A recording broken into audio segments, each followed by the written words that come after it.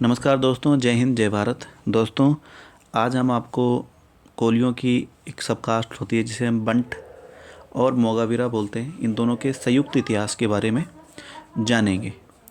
दोस्तों, पहले मैं एक बात क्लियर कर देना चाहता हूँ कि जो बंट जाति है वर्तमान में जैन कम्युनिटी का अंग है और ये कोलियों से पृथक हो चुकी है। हालांकि जो तुलु क्षेत्र के जो इतिहासकार हैं उनके अनुसार बंट मोगावीरा इनका उद्गम एक ही है। साथ ही बंट जो है वो बेदार कोलियों से संबंधित भी हैं। तो ये शुरुआती तौर पे मैंने आपको बता दिया है ताकि आप कंफ्यूज ना हो। रानी अबक्का का जन्म बंट समाज में होता। बंट का अर्थ लड़ाकू होता है, वॉरियर होता है, एक तरीके से हम कह सकते हैं क्षत्रिय होता है। रानी अबक्का की जो नौसेना थी उसमें मोगावीरा कोली लोग कार्यरत थे, अर्थात समुद्री एरिया जो है वो मोगावीरा के अंतर्गत आता था नौसेना के रूप में, और जो क्षेत्रीय एरिया है वो बंट कोलियों के द्वारा संभाला गया था। दोस्तों, 1555 की बात है जब पुर्तगाली सेना कालीकट, बीजापुर, दमन, मुंबई जीतते हुए गोवा को अपना हेडक्वार्टर बना चुकी थी। टक्कर में कोई न पाकर उन्होंने पुराने कपिलेश्वर मंदिर को ध्वस्त कर उस पर चर्च स्थापित कर डाली। मंगलोर का व्यावसायिक बंदरगाह अब उनका अगला निशाना था। उनकी बदकिस्मती थी कि वहाँ से सिर्फ 14 किलोमीटर की दूरी पर उल्लाल राज्य था, जहाँ की शासक थी 30 साल की रानी अबक्का चौटा। पुर्तगालियों ने रानी को हल्के में लेते हुए केवल कुछ सैनिक उन्हें पकड़ने को भेजा, लेकिन उनमें से कोई भी वापस नहीं लौटा। दोस्तों, आपको पहले बता दें कि पुर्तगाली जो थे वो समुद्री एरिया से आकर युद्ध लड़ते थे, और दूसरी बात ये है कि जो समुद्री एरिया है, भारत का समुद्री एरिया, वहाँ पर कोलियों ने ही युद्ध लड़ा है। तो जो उल्लाल की जो सेना थी, नौसेना, उसमें मोगावीरा कोली नौसैनिक के रूप में कार्यरत थे, और इनकी जो नौसेना थी उसके जो नौसेना अध्यक्ष थे उनका नाम था चेन्नप्पा मोगावीरा। तो चेन्नप्पा मोगावीरा की नौसेना और पुर्तगालियों के बीच में जब युद्ध हुआ तो दोस्तों तीन बार मोगावीरा कोलियों ने पुर्तगालियों को लगातार हराया था।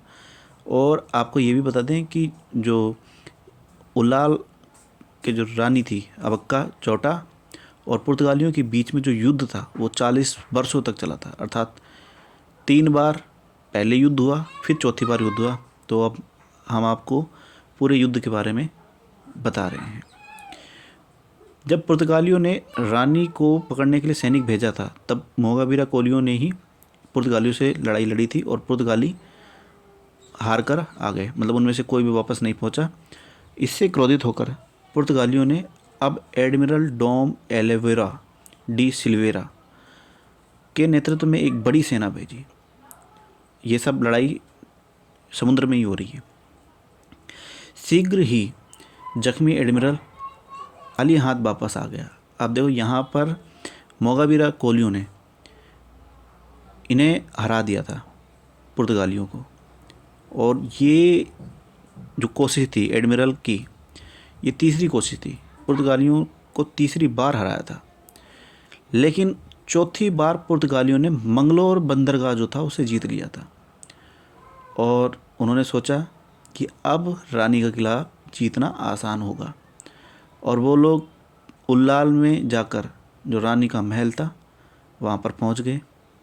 तब उन्हें पता चला कि वहाँ पर तो रानी है ही नहीं, और वो लोग खुशी के मारे फूले ना समाये और हर्षोल्लास जश्न के माहौल में वो डूब गए। और इसी बीच रानी अबक्का ने अपनी चुनिंदा 200 जवानों के साथ में था, जो उनके बेहतरीन सैनिक थे, उनके साथ मिलकर पुर्तगालियों की सेना पर टूट पड़ी।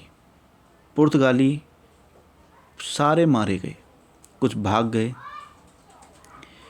और बिना लड़े जनरल व अधिकतर पुर्तगाली मारे गए थे, कुछ लोगों ने आत्मसमर्पण कर दिया था। उसी रात को रानी अबक्का ने मैंगलोर पोर्ट पर भी हमला कर दिया, जिसमें उन्होंने पुर्तगाली चीफ को मारकर पोर्ट को मुक्त करा लिया। कालीकट के राजा ने जनरल रानी अबक्का की ओर से लड़ाई लड़ी और मैंगलोर में पुर्तगालियों के किला को तबाह कर दिया, लेकिन वहाँ से लौटते वक्त जनरल पुर्तगालियों के हाथों मारे गए। अब आप अंत जानने में उत्सुक होंगे।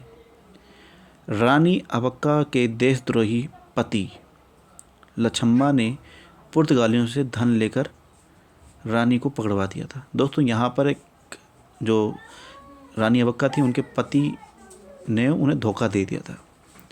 उन्होंने पुर्तगालियों से धन लिया और रानी अबक्का को पकड़ा दिया और रानी अबक्का को पुर्तगालियों ने जेल में डाल दिया, जिसके बाद उनकी मृत्यु वहाँ हो गई थी। तो दोस्तों, ये जो कहानी है, ये जो इतिहास है, ये हमारे बंट कोलियों का और मोगावीरा कोलियों का संयुक्त इतिहास है।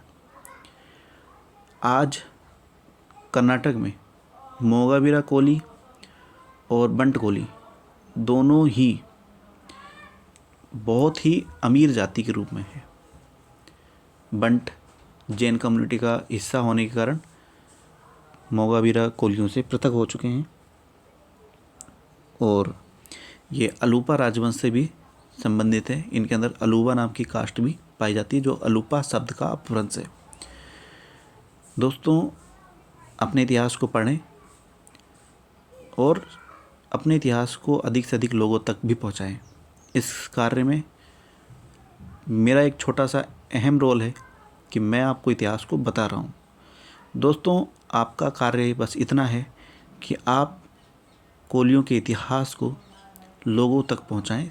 इस वीडियो को शेयर करके, लाइक कर दें और कमेंट करके भी हमें बताएं कि हमारा वीडियो किस प्रकार से आपको जानकारी पहुंचाने में मदद करता है। धन्यवाद। जय हिंद, जय भारत।